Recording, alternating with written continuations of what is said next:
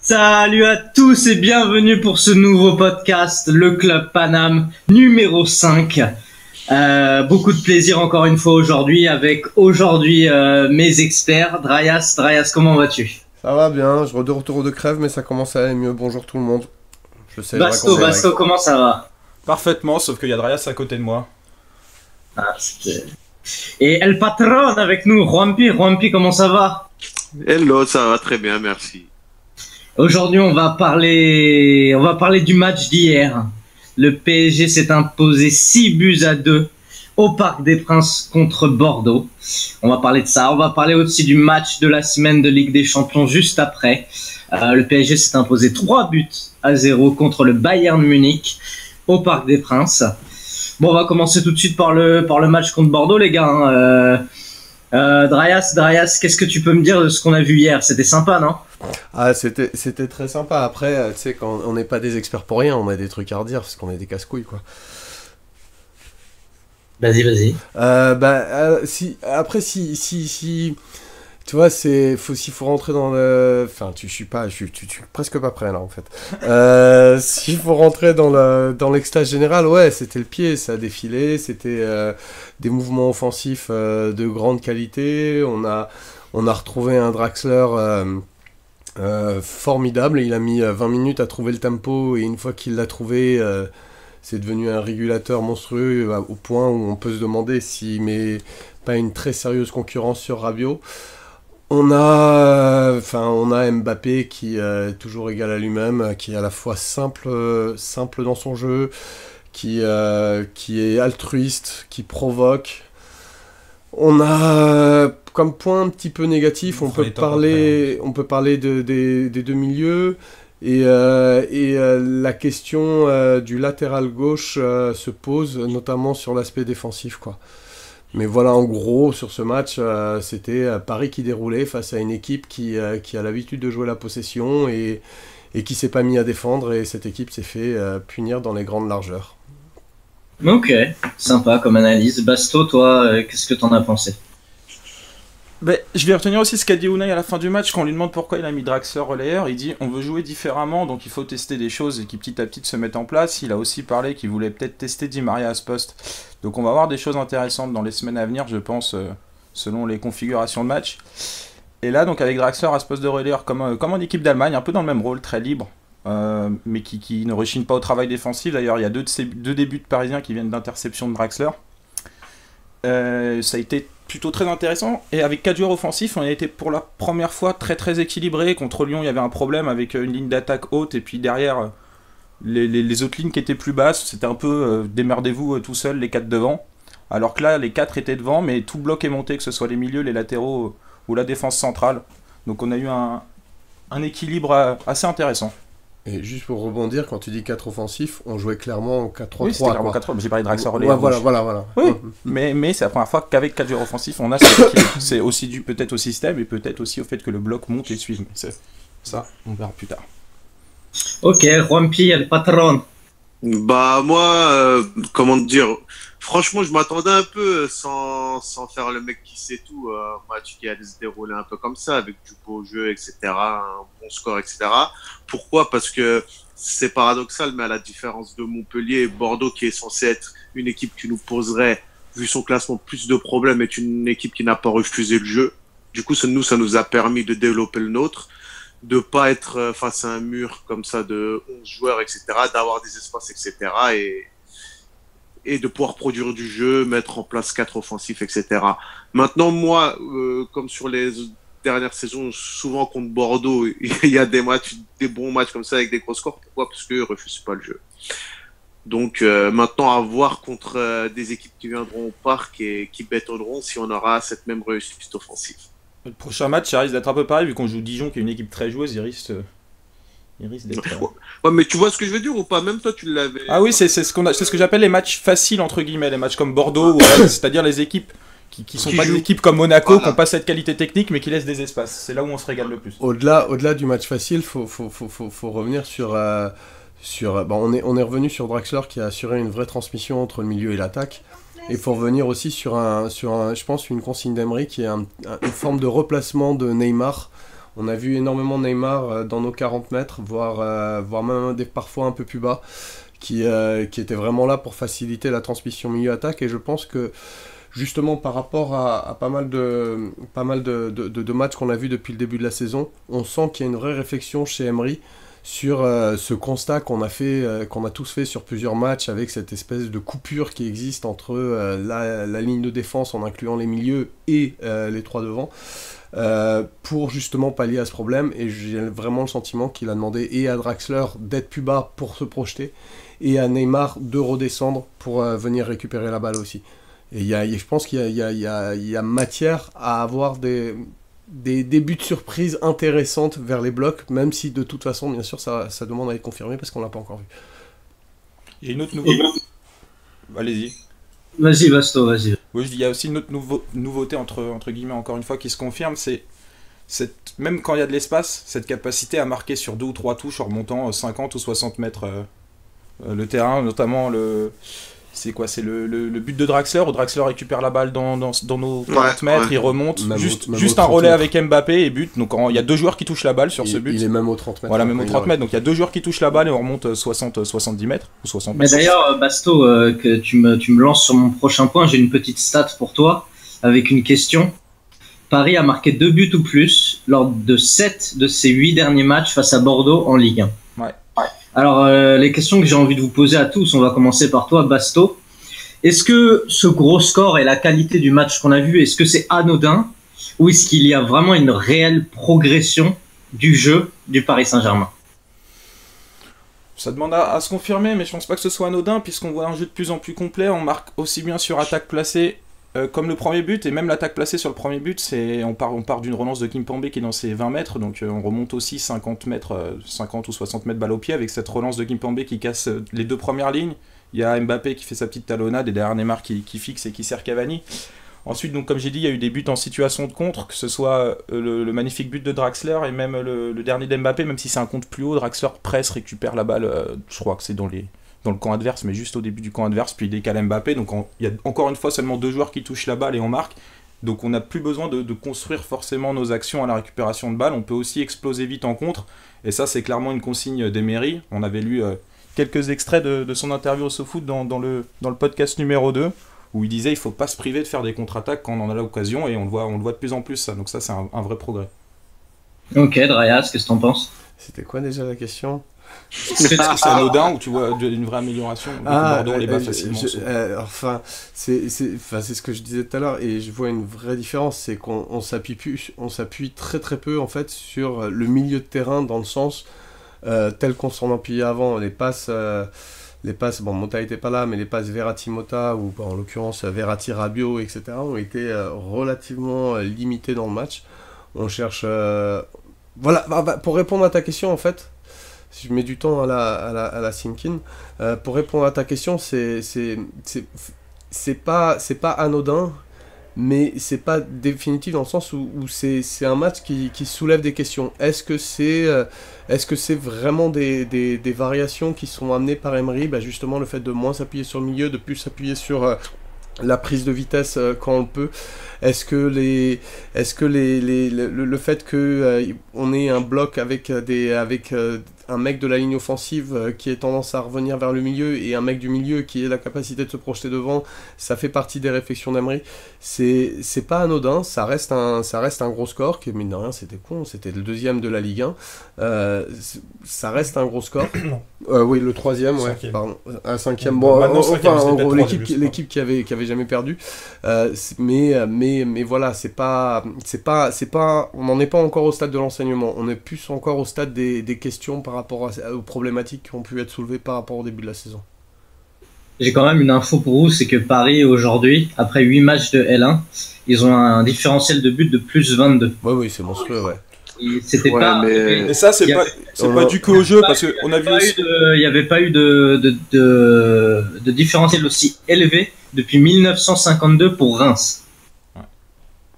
Vas-y, Roy. Rampi, t'en penses quoi, toi? Moi, perso, j'en pense que c'est complètement sûr qu'on a une évolution par rapport aux saisons dernières, parce que ne cesse, tu regardes le nombre de buteurs différents sur le match d'hier. toute notre ligne d'attaque a marqué. L'année dernière, surtout, on disait, ouais, à part Cavani, dans cette équipe, il n'y a pas grand monde qui peut marquer. On parlait de Cavani dépendance, etc. Je me rappelle que quand Draxler il est arrivé en milieu de saison l'année dernière, ça allait un peu mieux, tu vois, parce que lui, il arrivait à marquer. Parce que entre Di Maria, Lucas, etc., on n'avait pas des joueurs qui étaient capables d'assurer leurs 10 buts par saison, etc. Bon, Lucas l'a fait, mais on connaît tous ces stats bizarres. Maintenant, pour rebondir sur ce que disait Basto, moi, je trouve que dans le jeu, contrairement aux idées reçues, Emery, il a appris à notre équipe à jouer différemment. Tu vois que, comme il l'a si bien dit, sur 2-3 touches, on arrive à repartir de derrière et vite aller vers l'avant pour marquer, notamment à la super reprise de Draxler. On a vu qu'en 3 touches, c'est ça, on a réussi à être d'une surface à l'autre et de marquer. Ça, on n'arrivait pas à le faire sous Blanc. Sous Blanc, on s'amusait à faire quoi? Tourner la balle au milieu, etc., etc. Il n'y avait pas de vitesse dans notre jeu. C'était souvent stéréotypé la possession. Et à un moment donné, quand il y avait une petite ouverture ou un exploit duel, on marquait. Là, Alors, que ce soit hier... parce que, Ouais. pour préciser mon propos, parce que j'étais pas du tout en train de dire qu'il n'y avait pas de différence par rapport à Blanc. J'étais en train de dire est-ce qu'il y avait une évolution de la réflexion par rapport au premier match de la saison. Je pense que ici on est absolument tous d'accord qu'il y a une différence qui est très nette par rapport à Blanc. Principalement, la plus visible, c'est la capacité à se vite projeter vers l'avant pour exploiter les situations de contre-attaque ou les situations où il y a de l'espace. Mais au-delà sur ce match, moi j'ai vu une réflexion par rapport à la façon de jouer dans le début de la saison avec Neymar dans ses placements, dans ses positionnements m'a un peu rappelé le Cavani justement le Ibrahimovic justement sous Blanc qui redescendait vers le milieu. Le fait de placer dans la ligne de 3 un mec qui a des vraies habilités, et c'était justement, est-ce que Emery est pas en train de prendre conscience? Ok, il y a eu des changements par rapport à Blanc, et là-dessus on est tous d'accord, mais il y avait des problèmes qui nous ont sauté la gueule, notamment dans le dernier match. C'était quoi? C'était... Munich. Non, le match d'avant. Montpellier, voilà, des énormes problèmes qui nous sont sautés à la gueule avec Montpellier, avec une vraie disparité et un vrai éclatement du bloc. Et j'ai le sentiment que sur Bordeaux, mais ça demande confirmation, parce que c'était Bordeaux qui permettait, qu'il y a une réflexion par rapport à ça, notamment par rapport au positionnement de Neymar. Après, ça n'a rien à voir, Montpellier. Oui, mais le fait de voir Neymar aux 40 mètres comme ça, surtout a priori, tu pourrais dire que contre Bordeaux, il avait moins besoin de redescendre aux 40 mètres, et pourtant on n'a pas arrêté de le voir redescendre aux 40 mètres. Mais si je peux rebondir sur ce que tu as dit, Seb, c'est que à l'époque, je suis d'accord avec toi, Ibra redescendait beaucoup pour prendre la balle, pour diriger un peu le jeu en mode Neymar. Sauf qu'à l'époque, quand Ibra faisait ça, il restait plus que Cavani et je sais pas c'était qui, Lucas ou l'avait en règle générale, qui restait devant aux avant-postes quand Ibra descendait. Sauf que, et derrière lui, bien sûr, t'avais Matuidi qui, voilà, quoi, c'était pas le mec qui allait apporter le surnombre en attaque de manière efficace. Oui, puis il était devant Ibra. Voilà. Et hier, t'avais quand même Mbappé et Cavani qui restaient devant quand Neymar descendait, et t'avais Draxler aussi qui pouvait permuter. Moi, je l'ai vu plusieurs fois, Draxler, interchanger un peu avec Neymar sa position sur le terrain en passant ailier gauche. Bien sûr. Quand Neymar descendait. Il y avait pas de au-delà de s'interchanger, tu avais aussi plein de séquences où tu avais Neymar et Draxler qui étaient sur la même ligne en dessous des attaquants. Exact. Mais c'était une très bonne chose, ça. Moi, j'ai trouvé ça excellent, quoi. Et il y a autre chose que je vais rajouter, c'est que dans nos matchs, on va dire, entre guillemets, maîtrisés cette saison, je pense à Celtic, Guingamp, hier, Metz, voire Munich, chaque match a une différence dans le style et dans ce qu'on fait. Donc, alors que les dernières années, nos matchs maîtrisés étaient toujours un peu les mêmes, on jouait de la même façon. Là, j'ai l'impression que selon les problématiques de l'adversaire, on arrive à jouer différemment. Oui, tout à fait. Pourquoi pas. D'ailleurs, une petite stat pour vous, Paris a inscrit 5 buts en première période d'une rencontre de Ligue 1 hier. C'est la première fois que ça arrive dans l'histoire du club. Ok. Bah, on va dire ça répond à la question aussi, hein. On a appris. Pourquoi pas. Moi, je donne des chiffres pour appuyer vos arguments. Du coup, on va passer. Basto, j'ai envie de te poser une question. Oui. Toi qui aimes le jeu, est-ce que tu préfères jouer à 4 avec Draxler, Mbappé, Neymar, Cavani, ou avec peut-être Mota en milieu défensif, c'est-à-dire avoir seulement les 3 offensifs? Comment est-ce que tu vois le PSG dans le futur? De toute façon, ça dépendra, je pense, des problématiques et des adversaires. Ça, ce sera à Unai de choisir ce qu'il pense le plus équilibré, mais même si moi j'ai toujours voulu voir justement ce milieu avec Draxler relayeur, après que ce soit Rabiot ou Mota en 6, j'aimerais bien revoir Draxler dans cette position. Grayas. Je vais rebondir sur ce que disait Basto juste avant, c'est que justement Emery est en train de nous montrer qu'il est en train vraiment de travailler plusieurs systèmes, plusieurs animations, plusieurs joueurs pour assurer les différents systèmes et les différentes animations. Et au fond, j'ai pas de préférence. Ma préférence, c'est qu'on joue bien et qu'on arrive à se sortir de toutes les situations d'une manière positive. Juanpi. Ouais, moi je vais pas faire original, hein. Moi aussi je pense comme eux. C'est selon l'adversaire qui se présentera face à nous que on jugera, parce que tu peux pas appliquer par exemple le milieu d'hier au match contre le Bayern, parce que je pense qu'on serait fait encore plus étouffer. Maintenant, c'est une bonne chose. Ouais, pourquoi pas. Moi personnellement, je pense qu'on aurait joué les 3 d'hier contre le Bayern. On aurait encore plus subi que ce qu'on a subi le match dernier. On s'est quand même fait bouffer au milieu contre Munich. Oui, je sais pas si Draxler a amené justement plus de maîtrise. Je suis pas persuadé que. Moi, personnellement, je pense que hier c'était un truc complètement différent que ce que le Bayern nous a imposé, tu vois, au milieu de terrain. Parce que bon, on va peut-être revenir sur le Bayern après, donc je vais pas trop m'étaler, mais moi je pense que la bonne nouvelle, pour répondre et faire court, c'est que Unai, il propose une solution par rapport à l'adversaire. Il a arrêté le postulat de Blanc de dire que oui, nous, on applique notre jeu, basta, et c'est aux adversaires de s'adapter à nous et pas l'inverse. Ça marchait pas. Ok, ça fait plaisir. On va passer à votre rubrique préférée, les tops et les flops. Dryas, tes 3 tops, tes 3 flops. Ça m'ennuie. Du coup, il y a un top que je prends pas parce qu'il est tellement obvious que je le laisse aux autres, à savoir Kylian. Je crois que tu veux dire Draxler. Et justement, en top, en top, j'ai parlé de ce que j'ai défendu depuis tout à l'heure, la doublette Draxler-Neymar. C'est une vraie solution qui se dessine pour aussi bien jouer les contre-attaques que la possession haute. En deuxième top, j'ai envie de citer Marquinhos. Il est hors de question de mettre Kimpembe en flop, et Kimpembe a été excellent parfois, mais Kimpembe a aussi eu des relâchements et Marquinhos a assez souvent travaillé pour deux. Et en troisième top, j'ai envie de mettre Unai, parce que Unai nous surprend, Unai ose.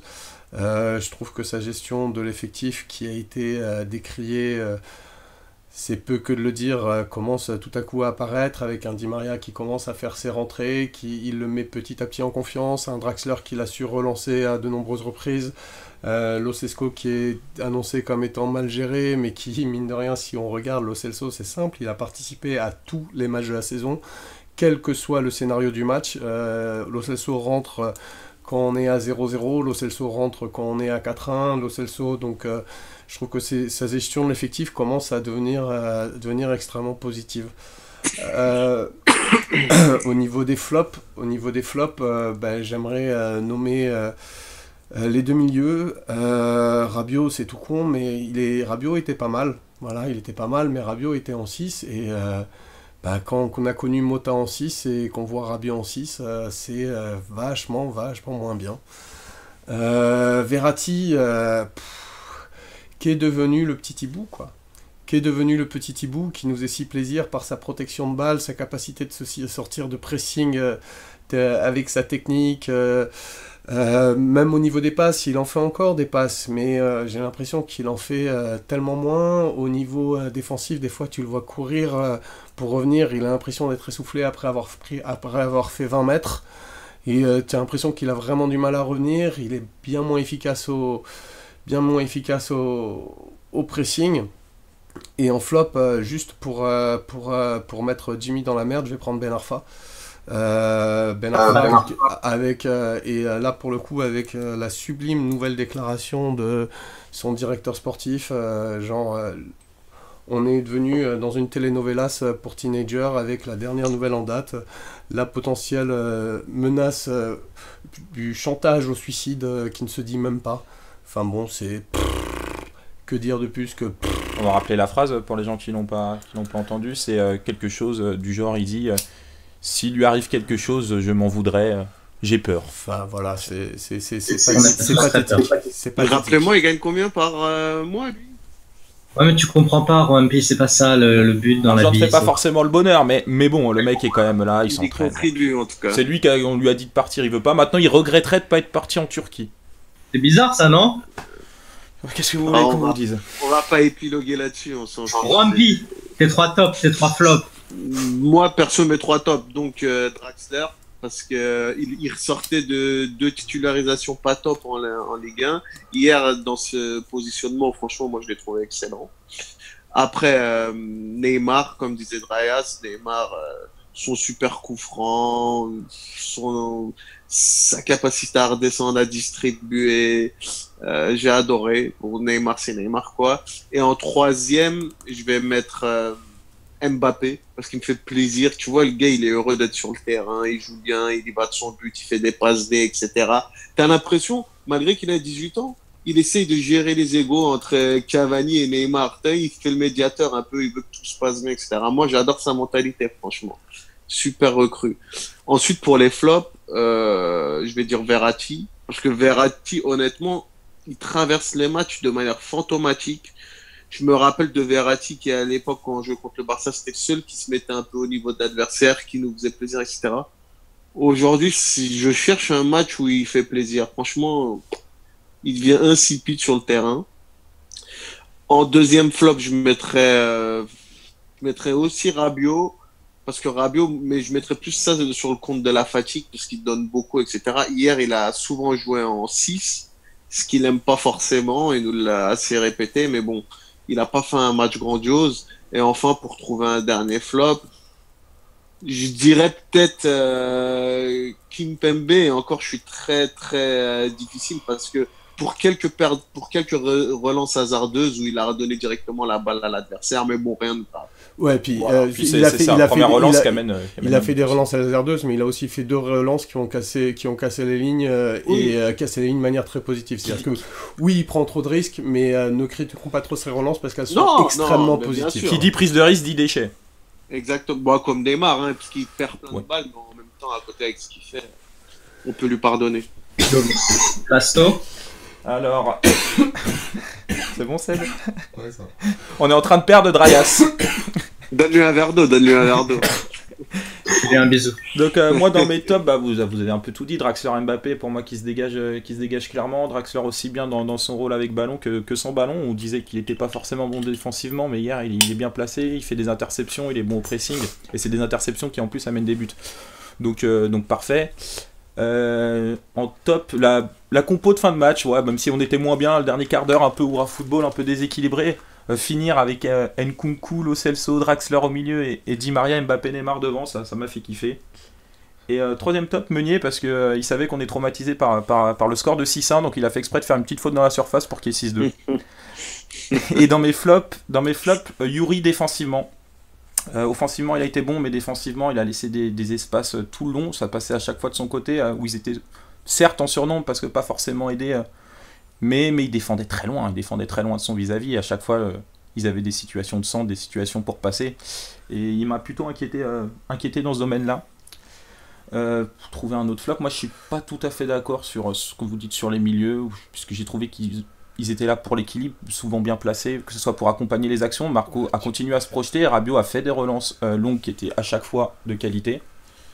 Pas toujours, justement. Et trouver un autre... Ah oui, je vais mettre Javier Pastore en flop parce qu'il nous fait chier tout le temps blessé, et en plus dans cette nouvelle configuration, dans ce nouveau jeu, il pourrait tellement nous aider et tellement se régaler. Il est en train de perdre sa place à tous les postes, parce que si Draxler maintenant est bon dans ce poste de relayeur gauche où c'était le premier poste quand il y avait un blessé et c'était Pastore qui jouait, il va finir par perdre tous ses postes et ça devient plus que problématique. Et j'ai pas d'autres flops sur ce match. Est-ce que je peux juste rebondir sur un flop de Basto? Je peux pas rebondir. Hein? Si, vas-y. Ben, je suis Clément. Juste sur Berchiche, c'est juste pour étayer un tout petit peu. C'est alors pas tout le match, mais c'était une remarque qu'on avait fait sur des matchs avant, où il était systématiquement, il était bien placé, mais il était à 3 mètres de son vis-à-vis, et du coup son vis-à-vis pouvait centrer comme il voulait, et ça s'est encore vu hier. Et au-delà de ça, hier, qu'est-ce qu'il a été aidé et par Rabiot et par Kimpembe. Enfin, c'est défensivement, c'est un vrai gros souci, quoi. Va vite falloir qu'il progresse. Mais est-ce que c'est pas une consigne d'Unai de lui dire vas-y, va dans ton couloir, fais ce que t'as à faire de toute manière, derrière on te... Pas que, parce que quand il est à 3 mètres, quand il est à 3 mètres de son vis-à-vis et que son vis-à-vis peut faire, mais vraiment, son vis-à-vis a toute la palette de centres qui est disponible. Ça, c'est pas forcément une consigne d'Unai. Et justement, j'ai plus l'impression qu'il y a la consigne d'Unai pour lui dire quand t'es sur ton côté, que oui, après pour le placement, ça peut être discutable, mais que quand t'es sur ton côté, hésite pas à aller sur le joueur, parce qu'on l'a vu le faire un petit peu hier, alors que ses précédentes titularisations, il l'avait pas du tout fait. Mais il y a quand même un vrai déficit derrière, quoi. Moi, je pense que la consigne est la même que pour Meunier. Meunier, souvent, on dit qu'il défend loin de son vis-à-vis, et je ne suis absolument pas d'accord. C'est-à-dire que Meunier ne va pas au duel dans les 1 contre 1, mais à chaque fois, il bouge toutes les situations adverses. Il ne lâche jamais l'adversaire, et l'adversaire soit change de côté. On l'a vu beaucoup hier, où ils étaient sur le côté de Meunier, ils ont justement renversé le jeu du côté d'Uri. Et il ne laisse pas centrer, il laisse pas d'angle, alors que Yuri, lui, défend vraiment loin. Là, la critique est recevable pour moi sur Yuri, elle ne l'est pas sur Meunier. Non. Voilà, vraiment, hier, c'était très visible, quoi. En deuxième mi-temps, notamment, en première mi-temps, un peu moins, ils essayaient un peu de passer du côté de Meunier. En deuxième mi-temps, c'était, merde, la balle arrive du côté de Meunier, on essaye un peu, non, finalement, ça marche pas, on va redistribuer de l'autre côté, quoi. C'était vraiment visible. Ça fait plaisir. Du coup, mes trois flops à moi. Premier top, je vais mettre Neymar, forcément. Neymar, ce coup franc, qu'est-ce que c'était que ce coup franc, Neymar? Juste avant qu'il le tue, il était loin quand même. C'était combien, 40 mètres, quelque chose comme ça? 30 mètres, 35 mètres, je pense. Ouais, 35 mètres, on va dire même pas, peut-être. Ouais, je le vois. Plus aux 30 mètres, mais c'est déjà pas mal. C'est énorme, je le vois et j'avais le maillot de Neymar sur moi et j'embrasse l'écusson et je me dis, je sais qu'il va le mettre. Et il l'a mis, cet enfoiré. Il m'a fait crier parce que c'était magnifique. En plus, le coup franc est plein axe, donc pour trouver un angle. Pour vous dire, Neymar, c'est le premier Parisien à marquer un penalty et un coup franc direct lors d'un match de Ligue 1 depuis Néné en mai 2012. C'est aussi c'est aussi un Parisien, oui. Il a inscrit un but et une passe décisive au minimum pour la 4e fois en Ligue 1 cette saison. C'est plus que tout autre joueur du top 5 européen. Ça, c'est beau, ça. Pas mal, hein? C'est beau. Franchement, c'est beau. Et ouais, du coup Neymar, homme du match, magnifique. Il m'avait un peu déçu contre le Bayern, donc là il s'est bien rattrapé. On aura l'occasion d'en reparler tout à l'heure. Deuxième top, je vais mettre Draxler, parce que Draxler, ça faisait 6 mois, quelque chose comme ça, qu'il avait pas fait un bon match. Là, il a fait plaisir. Et du coup, ça fait très plaisir de le revoir un peu à ce niveau-là, un peu plus bas. Il m'a beaucoup plu. Et mon troisième, je vais mettre Cavani, et pour parler d'autre chose, c'est que hier, on a marqué beaucoup de buts pour pas autant de tirs cadrés que ça. Donc, on a vraiment amélioré notre pourcentage de buts sur tirs cadrés. Donc, ça fait plaisir, et du coup, j'ai envie de mettre Cavani pour ça. Voilà. Et pour les flops, ouais, je vais mettre Verratti. Verratti, il a fait des bonnes choses, mais parfois, il a le ballon et il reste planté là, au milieu du terrain. On sait pas trop ce qu'il attend, et du coup, il a perdu 2 fois la balle comme ça. Ça m'a un peu énervé. Donc Verratti, ressaisis-toi, change de marque de paquet de clopes, je sais pas, fais un truc. Après, qu'est-ce que j'ai mis en flop? Qui est-ce qui avait Kimpembe, non, je mettrais pas. Le reste, j'ai trouvé ça assez haut niveau. J'ai trouvé ça bien, donc je vais mettre Ben Arfa, pareil, parce que c'était vraiment catastrophique. Les amis, je peux me permettre une petite intervention? Vas-y. Je vous écoute très assidûment sur tous les podcasts, et j'ai remarqué que vous avez cette tendance à mettre en top et en flop, surtout en flop, des joueurs qui ne jouent pas. Bah, c'est normal, parce que c'est la spéciale Jimmy, ça. Ouais, c'est la spéciale Jimmy. En flop, le terrain, bientôt vous allez mettre... Bah parce que des fois faut en trouver quand t'as aucun joueur qui tu peux... Et puis même contre Montpellier, c'est normal de le dire, contre Montpellier, le terrain c'est un vrai flop. Oui, mais en tant que... C'est un flop du match, de la semaine, c'est pas forcément... Donc les flops, Ben Arfa, comme a dit Basto, parce que c'est catastrophique, et mon autre flop, je vais mettre Lucas Moura, parce que personne ne se rappelle de lui. C'est vrai qu'il rentre même pas hier. T'aurais pu mettre Peter Luxon aussi, mais ça... Non, mais Lucas, qui s'en rappelle de lui? Plus personne. On s'en est rappelé à Montpellier, malheureusement. Ah oui, c'est vrai. Ouais. Il a fait une très bonne rentrée, on s'en souvient tous. Un autre petit chiffre. J'ai juste une petite question pour vous par rapport à quelque chose qu'a dit notre ami Jonathan McCarty hier. J'ai pas besoin que vous déballiez des argumentations, je veux juste un oui ou un non pour cette question. Il a dit Draxler doit devenir le Tony Kroos du PSG. Basto, oui ou non? Ah oui. Raya. C'est impossible de répondre par un oui ou par Ce un serait non bien, à quoi, cette donc, question. oui. Ce serait cool. Non, parce qu'il n'a pas le profil de Tony Kroos. Ok, Juanpi. Non, car je préfère que Draxler soit le Draxler du PSG et pas une copie de quelqu'un d'autre dans un autre club. C'est beau. Mais de toute façon, il a vraiment pas le profil de Tony Kroos en Je te plus. jure, il n'y a rien à voir. De toute façon, on passe. Non, on mais passe, dans la on passe potence, au Bayern. C'était magnifique, Bordeaux hier. On s'est régalé, mais on passe à l'autre match qui nous a régalé cette semaine. Et quelle belle semaine, car le PSG s'est imposé 3-0 contre le Bayern Munich. Hein, c'est quand même pas une équipe de merde. Au Parc des Princes. Basto, qu'est-ce que tu peux me dire sur ce match? Bah, je distingue les deux mi-temps déjà. C'est en première mi-temps, déjà on marque très vite. Ensuite, les joueurs décident de s'adapter en subissant. Je sais pas si c'est des consignes de base du coach, mais s'ils choisissent, c'est que ça a été un minimum travaillé. D'ailleurs, on en revient toujours à l'interview d'Emery, mais il le dit depuis des mois. Il faut apprendre dans les grands moments à subir. Il faudra apprendre à jouer autrement et à jouer en contre-attaque. Ça, on a su le faire. On a su aussi pour la première fois quand notre milieu, parce que notre milieu a encore été mangé pendant toute une partie du match par le milieu adverse dès que le niveau s'élève et dès qu'il y a un pressing important. Mais on a su pour la première fois faire fi de ces difficultés au milieu en jouant justement autrement. Et c'est vraiment la première fois qu'on le fait, je crois. J'ai pas d'autres souvenirs de ce cas-là. Et en seconde mi-temps, en première, on subit un peu trop, même beaucoup trop à mon goût. Je pense que tactiquement on est même dominé. Et en seconde, il y a un vrai repositionnement. J'en ai noté 3. Il y a Rabiot qui joue plus bas. Unai qui lui dit d'arrêter de se projeter, de se rapprocher des deux autres pour fermer l'espace à Müller qui aime bien se balader entre les lignes. Il y a les ailiers qui ont été repositionnés aussi pour plus bloquer dans l'axe et laisser le couloir libre qui est justement le troisième point. C'était une volonté très claire de laisser l'espace au centreur pour ensuite tout ressortir dans l'axe et tout bloquer. Donc troisième mi-temps où on a joué en mode Atlético. Deuxième mi-temps, troisième mi-temps. Je suis déjà dans la troisième mi-temps, moi, tu vois, après un 3-0 contre Munich. Non, deuxième mi-temps où on a joué en mode vraiment Atlético, c'est-à-dire que Munich continuait à avoir la possession, à être dans notre camp, mais ils étaient quasiment plus jamais dangereux et nous, au contraire, à chaque sortie de balle, on amenait un danger constant. Ok. Juanpi. Bah moi, honnêtement, à la sortie du match, tu sais, j'étais allé chez un pote, j'écoutais RMC en rentrant. Attention, Rampi, je te préviens juste, parle plus proche de ton micro, on t'entend pas là. Là, tu m'entends là ou pas? Oui. Vas-y. Ouais, donc je vous disais, moi j'ai été choqué à la fin du match d'entendre certains experts débattre du match en disant oui, mais c'est une victoire un peu chanceuse, etc. Déjà, les mecs, c'était le Bayern, quoi. 3-0 contre le Bayern, c'est pas donné à tout le monde. Nous, nos clubs français sont pas capables de battre l'Atalanta ou le Red Bull Salzbourg, tu vois. On nous fait des leçons en disant oui, mais vous avez battu le Bayern 3-0, mais ça a laissé à désirer. Sur ce match-là, contrairement à tout ce qu'on a vu, moi j'ai vu toute la patte Unai sur son nouveau PSG. Moi personnellement, je l'ai dit plusieurs fois, que ce soit Basto à d'autres, c'était prévisible qu'au milieu de terrain on se fasse bouffer parce qu'en face c'était pas n'importe qui. Hein. Entre Alcantara, Vidal, etc. Tu vois, c'est pas une honte de se faire dominer dans la possession par eux.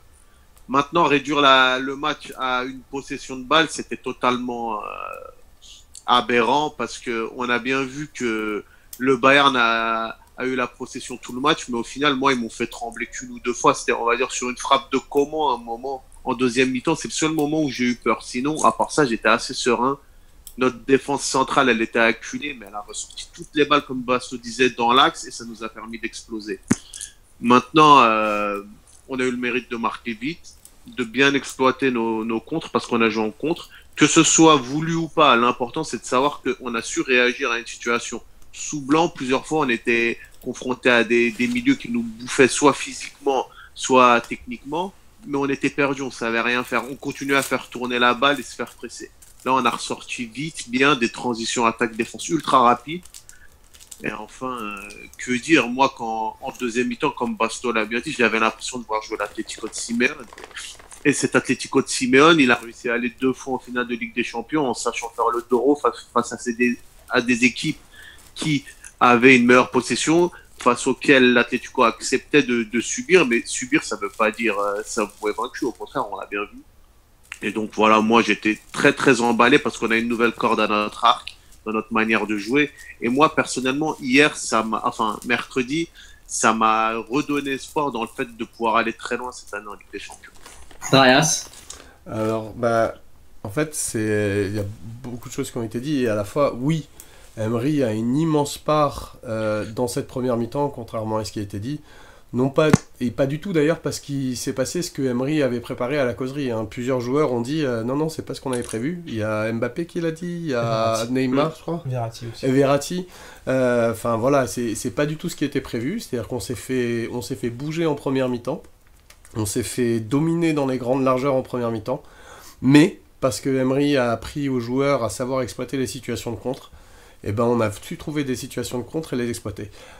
Et puis en deuxième mi-temps, comme Basto, voilà, on a vu une équipe qui s'est dit ok d'accord, bon bah voilà, maintenant on va jouer le contre, on va pas forcément chercher à presser trop haut l'adversaire, on va laisser venir se fracasser dans l'axe et s'éloigner sur les ailes tout en bloquant les ailes une fois que les joueurs sont sur les ailes.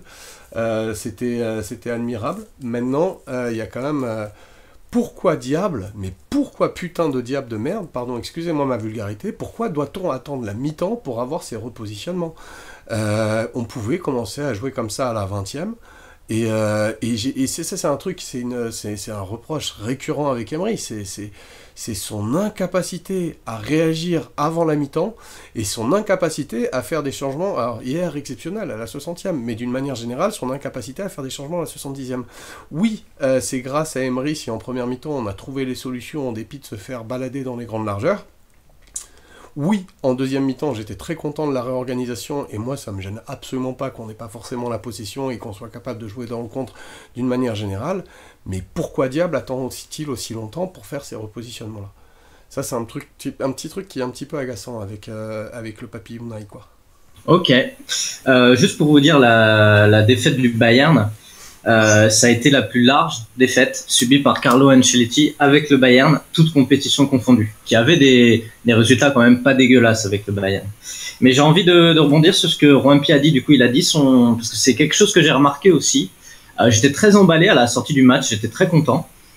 Et c'est vrai qu'en écoutant Twitter, les experts consultants en parler, c'est vrai qu'ils ont un peu craché sur cette victoire en mode ouais, c'était un peu chanceux, machin. Donc Rompy a déjà donné son avis là-dessus, mais Darius, Basto, est-ce que pour toi, on a minimisé cette victoire dans les médias?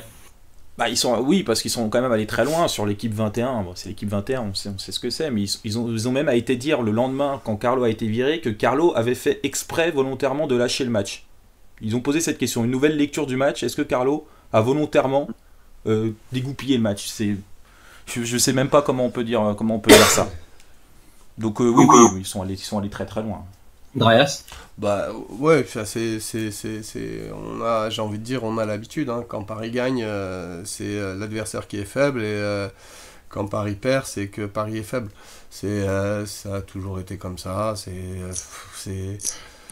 C'est la haine générale.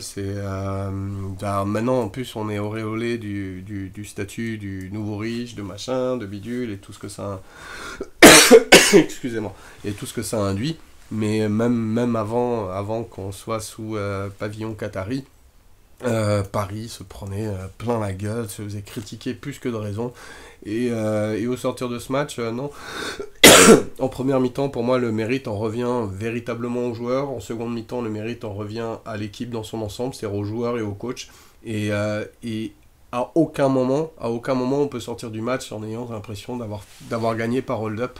Le 2-0 à la mi-temps est peut-être un petit peu cher payé pour Madrid au vu de la première mi-temps, mais le 3-0 à la fin du match, au fond, ne souffre d'aucune contestation. Pour apporter un petit contre-exemple, j'ai acheté l'équipe le lendemain Comme dans les grandes occasions, les grandes victoires, j'achète l'équipe, ça m'arrive rarement, mais ça m'arrive. Boycott. Et là, pour le coup, l'équipe a dit que Paris avait fait un grand match dans un autre style. Ils ont bien noté la différence de style en seconde mi-temps et les ajustements de tactique d'Emery. Ils ont dit c'est peut-être comme ça que Paris ira enfin loin. Ils ont vraiment rendu hommage au match, en tout cas dans le journal. C'est l'exception qui confirme la règle. Faut pas non plus dire tous. C'est l'exception qui confirme la règle. Et puis ça m'embête pas non plus qu'on dise que quand on subit comme en première mi-temps, ça peut devenir très dangereux, notamment si on joue avec une équipe comme le Real avec plus de qualité devant. On aurait pu se retrouver mené. Ça m'embête pas, mais après oui, il y en a qui sont allés très très loin.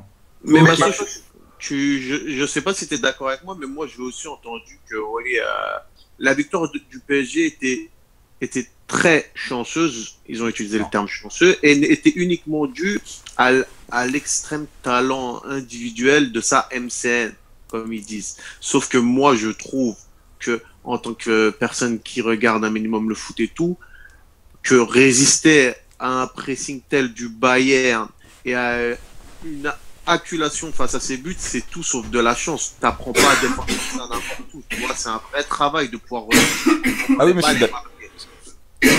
c'est une victoire qui est de toute façon tout à fait collective. On le voit, même ils ont souffert ensemble, ils ont subi ensemble. Dire que c'est de la chance et que c'est juste lié à du talent individuel, c'est pas parce que moi je voyais les sorties de balles que ce soit Thiago Silva, Rabiot, etc. Comment ils ont résisté au Golgoth d'en face, parce que je peux te dire que il y a eu quoi, il y a eu 16 corners à 1 ou 2, 18 corners pour Munich, je crois. Voilà. T'imagines? Et t'as vu la tête du Golgoth en face? Les Javi Martinez, Lewandowski. Voilà, c'est Lewandowski. Oula, Dreyas. Ah ouais, là on est vraiment en train de le perdre. Lui du bouche à bouche, Bastos. Oh mince, il crache du sang. On est en train de le perdre. Ouais, du coup, on va avancer là-dessus. Juste pour vous dire, le PSG n'a jamais perdu avec Unai Emery à domicile. Et en compétition européenne, le PSG n'a perdu qu'un seul match de son histoire sur 43 matchs européens. Donc c'est quand même pas mal. De son histoire Yes, sur l'histoire. Dreyas, au lieu de t'étouffer, dis-nous si le PSG a envoyé un message à l'Europe avec ce match contre le Bayern. Ah, j'ai envie de rebondir sur l'ami Roustan là. Ça veut dire quoi envoyer un message? C'est une expression qui est à la mode depuis 5 ans. Impressionner l'Europe. Et je comprends ce qu'elle veut dire, mais impressionner l'Europe, oui et non, c'est un match de poule. Excusez-moi, j'ai du mal à reprendre mon souffle. C'est un match de poule. C'est pas, on n'est pas non plus en, tu vois, tu fais la même chose en demi-finale de Ligue des Champions, voire même en quart de finale de Ligue des Champions. Oui, des gros matchs en match de poule, on l'a déjà fait. C'est pas là où tout à coup tu commences à donner l'impression aux adversaires que ouais, tu vas être un cador qui va compter à partir des quarts, quoi. Basto. Moi je suis d'accord avec Dreyas, on n'envoie pas de message sur un match de poule, en tout cas pas aux adversaires, on envoie peut-être un message à nous-mêmes en sachant qu'on peut jouer enfin différemment. Rampi. On avait soi-disant envoyé un message au Barça l'année dernière en 8e de finale avec le 4-0. Eux, en retour, ils nous ont envoyé une lettre recommandée avec accusé de réception. Ça s'appelle un scud, hein. Ça s'appelle un scud qu'ils nous ont envoyé. Hein. Voilà, tu vois. Et donc, on s'est pris dans une partie douloureuse. Voilà, donc moi, ce que je retiendrai, c'est que c'est justement comme disait Basson, je crois, c'est l'effectif. Il est conscient maintenant qu'il sait jouer différemment et que voilà, maintenant il peut avoir plus confiance en lui, tu vois, en ses capacités. Après, ça s'arrête là. Ok, du coup, vous le savez, mais Carlo Ancelotti s'est fait licencier. Ou alors il a démissionné, je sais pas. Mais enfin, Licencié. On comprend un petit peu le truc. Est-ce que pour vous, parce qu'il avait pas un bilan négatif vraiment dégueulasse, quoi. Ancelotti avec le Bayern, c'était même plutôt bon. Il a gagné la Bundesliga l'année dernière. Et il avait fait un très bon match contre le Real aussi, on se souvient. Du coup, Dreyas, est-ce que pour toi le licenciement d'Ancelotti il est justifié? C'est délicat de répondre à cette question. Il faudrait plus avoir regardé le Bayern jouer pour pouvoir y répondre. Avec le peu de connaissances que j'ai, ça soulève une question. Est-ce qu'Ancelotti commence pas à accuser un coup de vieux? Et je ne réponds ni par la positive ni par la négative, hein. Je pose la question. On remarque que les coachs à l'heure actuelle, quels sont les coachs qui comptent? C'est des mecs qui ont 50 ans et moins. Bon, il y a l'exception, mon exception chérie qui est Sarri à Naples. Mais en même temps, Sarri à Naples, ça fait combien de temps qu'il est au haut niveau? C'est-à-dire que avant, tu voyais, là je fais que pomper Roustan sur son dernier blog. Avant, tu voyais des mecs de 60, 70 ans, etc. Mais avant, t'avais pas cette exigence des médias avec un nombre de conférences de presse où le moindre truc que tu dis peut être pris, manipulé, transformé, exploité. T'avais pas cette espèce d'environnement complètement étouffant. Et peut-être que quand un mec a fait 20 ans de ça, bah peut-être qu'il commence à être un petit peu épuisé. Et de ce que j'ai pu lire, non pas de ce que je sais, il y avait quand même ce sentiment d'Ancelotti au Bayern qui était un petit peu à bout de souffle, quoi, et qu'ils attendaient peut-être l'occasion pour le virer. Maintenant, encore une fois, c'est juste une question, mais j'ai pas les éléments pour pouvoir être affirmatif. C'est juste, est-ce que effectivement Ancelotti n'est peut-être pas old school, quoi, n'est peut-être pas déjà d'hier. Rompi. Moi, je suis pas du tout de cet avis-là. Je suis pas du tout dans l'optique que oui, Ancelotti, il est un peu dépassé, etc. Moi, j'ai suivi de loin aussi comme Dreyas, mais d'une part, Ancelotti, si je dis pas de bêtises, il est champion d'Allemagne pour sa première saison. Bon, on va dire que c'est pas un exploit, etc. Mais bon, l'année dernière, en Ligue des Champions, il s'est fait sortir par le Real, mais si on s'en rappelle bien... Bien sûr. Il n'a pas été mangé loin de là par Zidane et que les faits de jeu ont été vraiment... Vidal a raté un penalty. Attention, ton micro, Juan. Ouais, Vidal, il a raté un penalty. Il me semble qu'il y a eu des décisions très litigieuses des arbitres qui ont fait passer les matchs. Surtout, sur ce match, il y a surtout le rouge que se prend Vidal, à l'aller, qui est un scandale. Il y a un rouge à l'aller, il y a un rouge au retour, et à 11 contre 11, voilà. Munich à chaque fois dominait le Real. Voilà, exactement. Du coup, moi, je pense que c'était plus un problème de personne. C'est-à-dire, apparemment, il y avait un noyau dur, et c'était surtout là, maintenant, je vais revenir sur l'âge des gens, c'était pas l'entraîneur, mais c'était le noyau des Robben, Ribéry, etc., qui faisait un peu la gueule à Ancelotti. De ce qu'ils faisaient. On l'a vu avec Ribéry d'ailleurs. Il y a un match, je sais plus lequel, où il sort, il fait la gueule, il serre pas la main. Il jette son main. Je t'invite vraiment à regarder le dernier blog, le dernier billet de vlog, comme on dit, vidéolog de Roustan, qui défend cette théorie mieux que moi. Moi, je n'ai fait que la reprendre, mais il pose la question de manière très sensée. Ouais. Mais juste, attends, si je peux terminer, tu vas pas laisser terminer, Jimmy. Moi, je pense que le Bayern, c'est un club assez particulier où il fait souvent la part belle aux anciens. On a vu même Guardiola, il a été souvent critiqué, hein. Il est allé au bout de son contrat, mais ça a jamais été un chemin tranquille pour lui. On a vu que le Bayern, il y a une culture, ils sont vraiment une culture. Je me trompe peut-être, mais pour le coup, c'est vraiment Guardiola qui part. Que sur la fin, mais sur la fin, Munich voulait peut-être finalement le garder. Et c'est Guardiola qui dit non, je me casse, avec qui avait déjà signé à City bien longtemps. Plus ou moins mutuel quand même. Mais tu t'en rappelles pas l'épisode où Guardiola il a mis à la porte un style de médecin allemand, je sais pas, ça a été beaucoup de bruit. Oui. Ah, moi je te dis, le Bayern, ils ont un fonctionnement limite, je vais utiliser un mot peut-être fort, mais sectaire, tu sais, avec entre anciens et tout, ils sont vraiment franchement repliés sur eux-mêmes. Ils ont vraiment une culture interne forte. Mais du coup, Juan, tu trouves pas qu'il y a quand même une nouvelle garde de coach qui commence à prendre le pouvoir? Si, bien sûr. Mais bien sûr, quand tu regardes les Pochettino, tu regardes même Unai ou Berizzo, Conte. Voilà, ils sont. Mais tu vois, c'est l'ordre naturel des choses. Les joueurs que nous on a connus en étant cadrés. Tu dis ça, mais non, parce que pendant très longtemps, les grands coachs sont restés les grands coachs, et ils étaient très peu remis en cause. Hein. On avait les Capello. Pendant très longtemps. Et c'est vraiment depuis peu que effectivement il commence à y avoir une rotation au niveau de la notion de grand coach. Tu prends un Klopp qui, par exemple, il y a 2 ans, était considéré... Il y a un Klopp qui était considéré comme... les grands coachs, ça évolue plus maintenant, ce qui n'était pas le cas avant. Et il y a vraiment un gros changement dans les conditions de travail des coachs.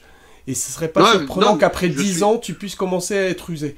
Allez les gars, on va passer, là, on on va utilise. passer, on va passer. Je finis juste. Je réponds pas à la question, moi. Je finis juste, Jimmy. Là, bon, je sais pas grave, je me souviens plus du coup. Ouais, pour revenir à ce que tu dis, c'est vrai que ça a commencé, on peut le voir avec Benitez au Real qui s'est pas fait accepter. Il y a Gus Hiddink dans ses piges, avant il était injouable dans ses piges, quand il revient de Chelsea ça se passe mal. C'est vrai que cette génération, t'as l'impression que ça se passe moins bien. Wenger à United, etc. Donc pour en revenir à la question, est-ce que c'est légitime pour Carlo? Oui, du moment que le vestiaire, qu'une grande partie du vestiaire est contre, tu peux pas faire grand-chose. Tu peux pas faire grand-chose à part changer. Et ça, c'est un truc que j'aurais jamais pensé, c'est Carlo qui se fasse virer sur une question de gestion humaine. Et ça, a priori, ce serait pas le vestiaire, ça viendrait vraiment de l'équipe dirigeante. Bah, il y a Robben, Ribéry, Boateng et Hummels qui étaient contre. Et Müller. Ouais, mais les échos qui ressortent, c'est vraiment l'équipe Et dirigeante. ça revient à ce que disait Olivier M dans le dernier podcast, où il disait est-ce que Munich ne doit pas prendre un coach allemand dans leur histoire. Et ça, c'est beau. Et on va finir sur ça de Olivier M parce que ça fait plaisir.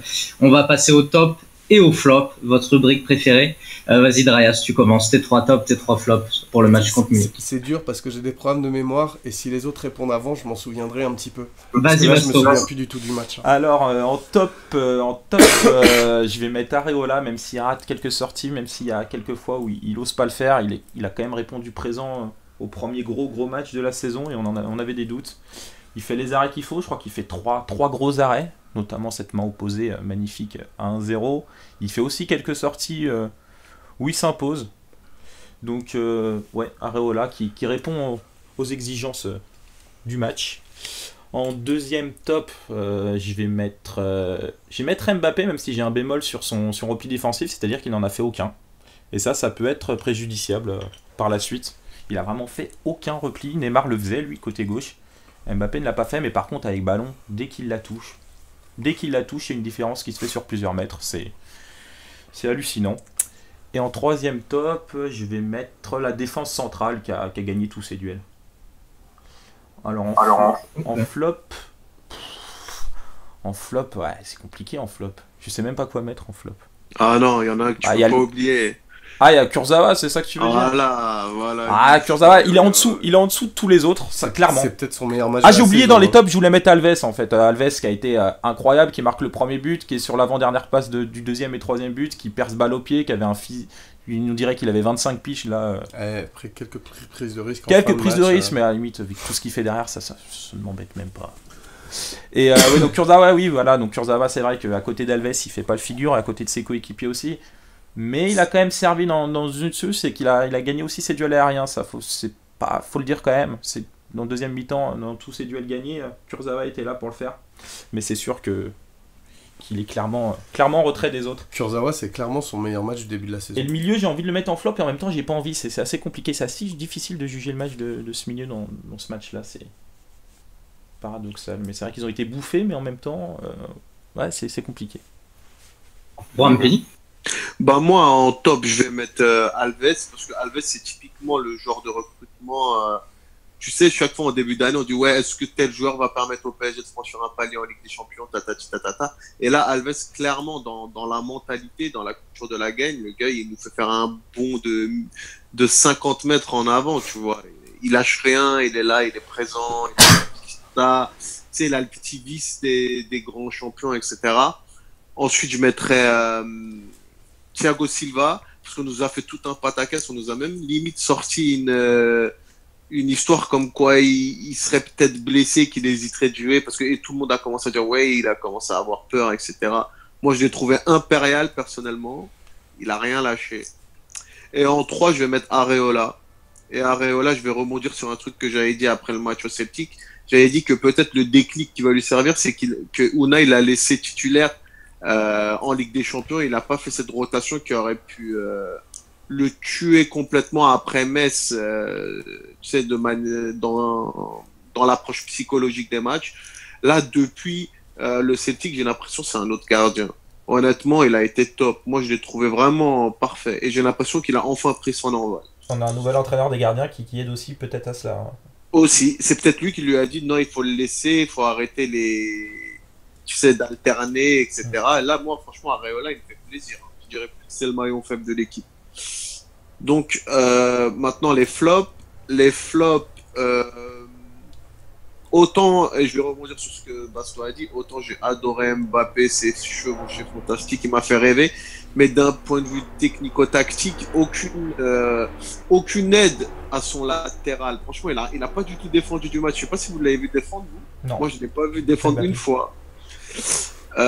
Deuxième flop, je vais mettre Verratti.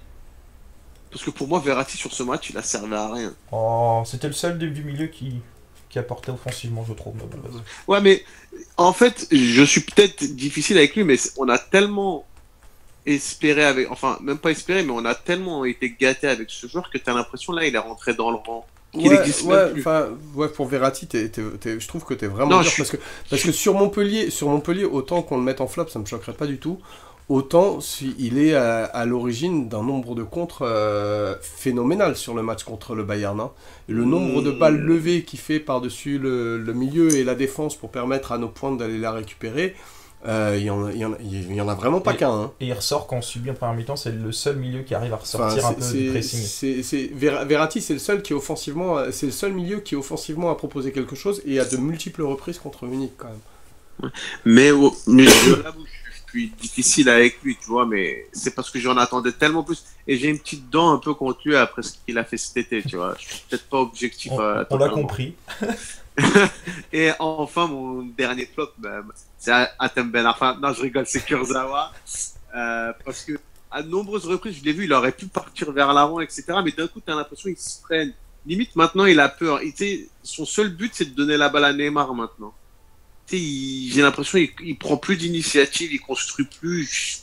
Je l'ai trouvé vraiment transparent. Je vais pas dire mauvais parce que c'est vrai qu'il a été beaucoup plus mauvais sur certains matchs. Là, je l'ai trouvé transparent. Il a rien apporté, quoi. Darius. Alors tout à l'heure c'était dur parce que j'avais pas de mémoire. Maintenant c'est dur parce qu'il y a beaucoup de gens qui. Je me souviens plus de Cavani dans le match. Personne n'a cité Cavani, c'est vrai qu'il faudrait quand même le citer dans les tops, le petit Cavani. Il fait quoi?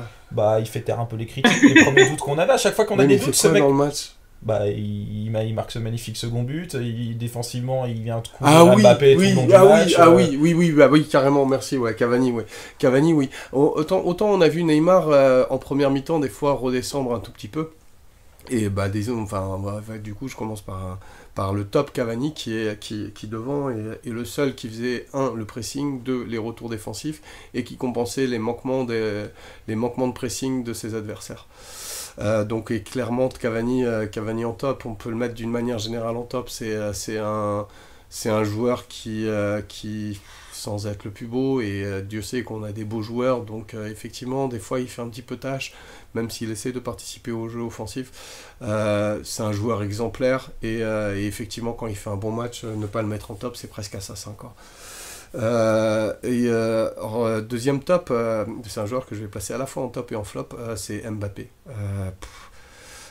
Neymar est parfois agaçant et pourtant essentiel. Neymar des fois il fait des gris-gris qui arrivent pas, il devrait peut-être parfois faire la passe.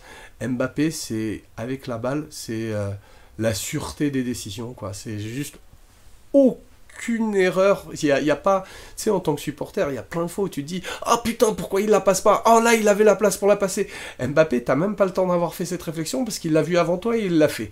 C'est incroyable, ce joueur. Avec la balle, il y avait des petits moments en début de saison, et ça lui arrive encore un petit peu parfois de se prendre un peu pour Olivier Tom avec ses capacités où il s'emballe.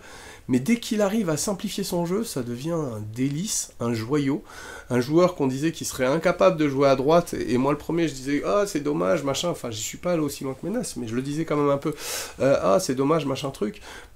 À droite il s'en accommode, il marque peut-être un peu moins de buts, mais qu'est-ce qu'il crée comme situation, il est formidable. Et en troisième top, que je vais aussi mettre en flop, je vais mettre Emery, parce que j'ai vraiment adoré sa deuxième mi-temps, contrairement à ce que beaucoup de gens disent. Pour moi, ça ne s'explique pas que par le score. Il y a eu une vraie patte de coach sur la deuxième mi-temps, Basto l'a parfaitement expliqué tout à l'heure, où on a vu la première fois le PSG jouer en contre, et clairement c'était intentionnel.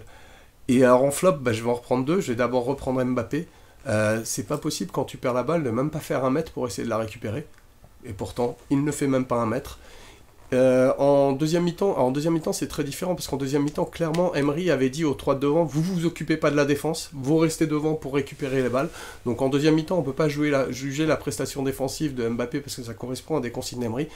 Mais en première mi-temps, il a jamais fait un retour, il a jamais filé un coup de main. Et contre des gros cadors, ça va poser un problème, et alors je suis pas du tout inquiet, parce que le joueur, n'oublions pas qu'il a 18 ans, hein, demandons-nous quel niveau il aura quand il aura 23 ans. Voilà, c'est pas un problème pour les années à venir, mais par contre, ça va peut-être pouvoir devenir un problème pour les matchs à venir, et notamment en février-mars, il va falloir qu'il élève très vite son niveau pour avoir un petit peu plus d'impact défensif. Deuxième flop, c'est Emery. Il prend la bonne décision à la mi-temps, qui ne requiert aucun changement de joueur. Pourquoi diable ne l'a-t-il pas préparé dans sa causerie comme une éventualité? Et pourquoi diable ne dit-il pas à ses joueurs à la 20e minute, eh ben ça y est, on passe en mode comme ça, on a déjà mis un but, on va encore en mettre plein parce qu'on sait que comme ça, il n'a pas besoin d'attendre la mi-temps, et ça c'est un truc qui me fatigue avec Unai et qui me rend fou. Pourquoi est-ce qu'il est à ce point diesel pour faire des ajustements dans son équipe? Pourquoi est-ce qu'à chaque fois il attend autant de temps? Et troisième flop, tout à l'heure j'ai défendu que j'en savais peut-être pas sur Carlo Ancelotti, et que peut-être, c'est vraiment Didier Roustan, parce que j'y aurais jamais pensé par moi-même, qui m'a mis l'idée en tête, et que peut-être que Carlo Ancelotti est dépassé, mais je trouve que la manière avec laquelle ça a été géré par Munich, et puis connaissant un petit peu l'homme qu'est Carlo Ancelotti, j'ai trouvé ça assez sale. Ok. Je vais passer au mien. Merci à vous pour ces top et flop. Moi, en top, je vais mettre Mbappé, bien sûr, homme du match. C'est le joueur qui a touché le plus de ballons dans la surface adverse contre Munich. Moi, je l'ai trouvé vraiment magnifique. Très, très, très, très fort. 18 ans, c'est vraiment très impressionnant. Ensuite, je vais mettre Cavani. Cavani parce qu'il a marqué un but magnifique, et aussi parce que c'est le 5e joueur de l'histoire a marqué lors de 6 matchs consécutifs en Ligue des Champions, après Van Nistelrooy, Chamakh, Yilmaz et Cristiano Ronaldo. Ah bah les 10 niveaux de Chamakh, ça nous rassure. mais c'est pas mal quand même, c'est quand même de belles stats. Moi, Cavani, il m'a régalé sur ce match, il a pas beaucoup gâché comme à son habitude. Et en troisième top, je vais mettre Areola.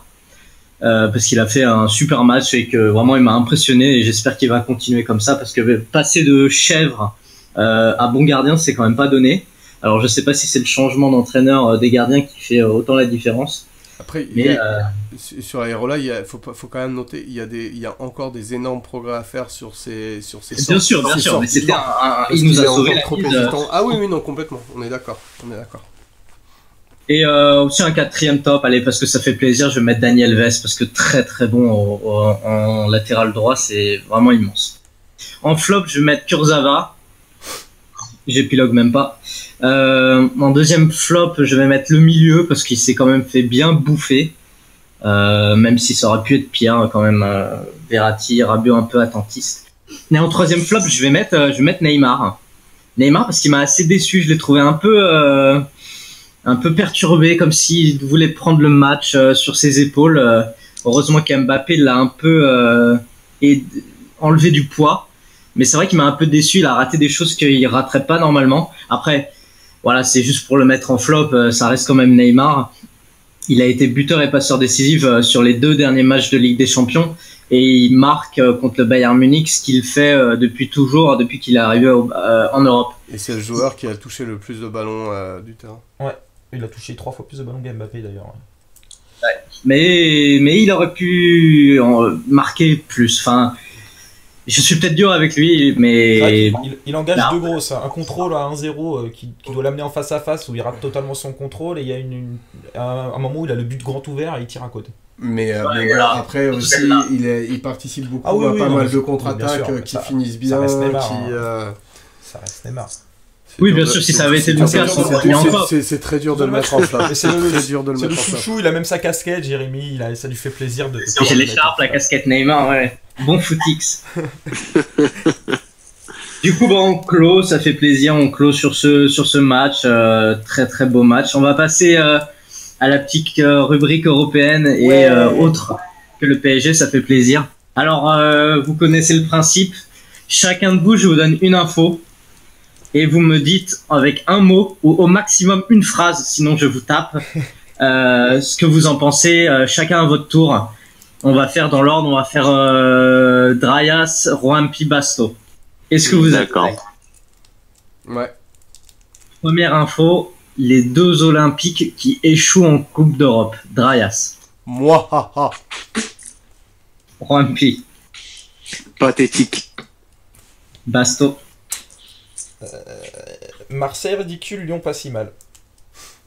Ça dit quoi? Marseille ridicule, Lyon pas si mal. D'accord, ok. Manchester United qui continue un très bon début de saison. Est-ce que non, est-ce que rien du tout, Draias?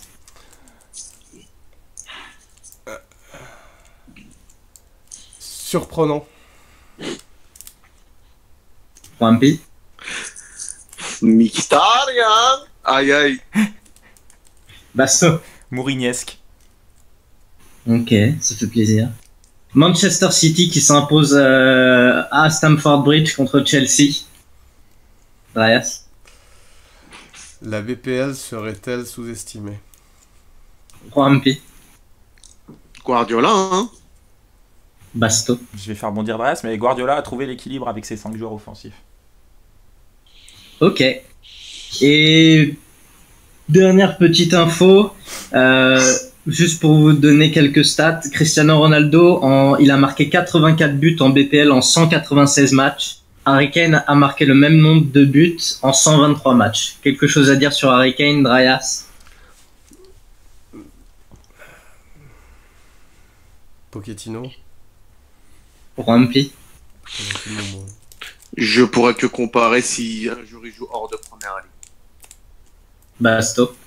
Je trouve que ta stat sert un peu à rien comparé Non, à mais c'était pas c'est Oui, juste la stat, elle sert à rien, c'est pour parler de Harry Kane, parce que personne en parle, je trouve qu'il est un peu sous-coté. Il plante en sélection, en première ligue ou en Ligue des Champions, donc il plante tout le temps, quoi.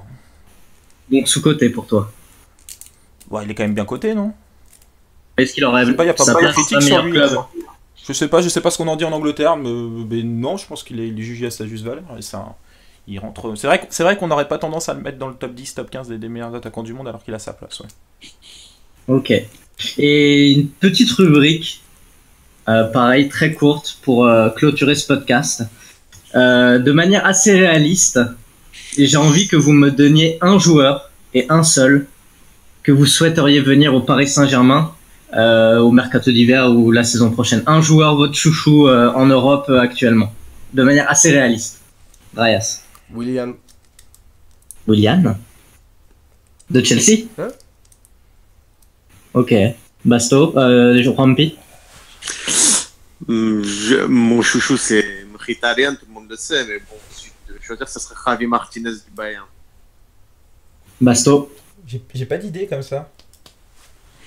Le point, il faudrait un gardien ou un gauche ou un milieu. Je sais pas. Honnêtement, je sais pas là. Aurier? Non, moi j'aimerais bien un petit Jorginho, tu vois, si on parle vraiment dans les trucs qui sont faciles à faire. Ok. Ouais, j'étais assez surpris de Draias, parce que Willian, on en a plein des attaquants. Je sais pas pourquoi tu veux rajouter Willian. Parce que pour moi, Willian, c'est un 8. Ouais, mais maintenant, si on a Draxler, si on a. Bah, c'est un 8 parfait. Di Maria. Oui, mais voilà, tu vois, entre Di Maria et Willian, je choisis tous les jours Willian. Et entre Verratti et Willian, je choisis tous les jours Willian. On parle de Dani Alves, tu sais, le mec qui te fait gagner des matchs par son attitude sur le terrain, parce qu'il lâche rien. Bah, Willian, c'est la même chose. C'est un tireur de coups francs, comme il y en a très très peu. C'est un mec qui est capable d'accompagner les attaques, qui est capable de finir, qui est capable de frapper de loin. C'est un joueur sur lequel je suis tombé sous le charme, parce qu'au début je le détestais parce qu'il est parfaitement inélégant. Mais une fois que tu t'es fait une raison sur la pseudo-élégance, etc., c'est un joueur extraordinaire. Et pour moi, c'est un 8. Et sinon, en mode rêveur, Alexandro. Mais William, Alexandro, ça serait bien. William, c'est pas si surréaliste que ça. Hein, Non, pas... c'est par rapport à moi que dit Jorginho. Et maintenant, non, mais voilà, surréaliste. Ok. Moi, je prends Javi Martinez juste pour le faire jouer derrière Rabiot et Verratti, parce que c'est un Golgoth qui est pas maladroit avec la balle, etc. Il nous ferait beaucoup de bien. Et toi, Ok. Eh ben, c'est l'heure de clôturer ce Et toi, podcast. Jérém, et toi, on veut Jérém ton joueur. Moi, mon joueur, Ben Arfa. Non, je prendrais, je sais pas, j'aime bien Dybala que je trouve physiquement beau. Sinon, je prendrais peut-être Oblak ou Alexandro. Ça fait plaisir. Donc, on va clôturer sur ce podcast. Merci beaucoup d'avoir été avec nous, de nous avoir écoutés. Merci On se beaucoup. retrouve la semaine prochaine pour La vidéo. vidéo. Ouais, allez, Ouais. on va peut-être se faire ça. Du coup, merci à tous. Basto, merci à toi. Merci à toi, merci à vous. Juanpi El Patron, merci à toi. Merci à vous. Drayas, soigne-toi et bien. Je compte le faire. Merci à toi, Jimmy. Merci à tous de nous avoir écoutés. Merci à vous. Bonsoir. Ciao.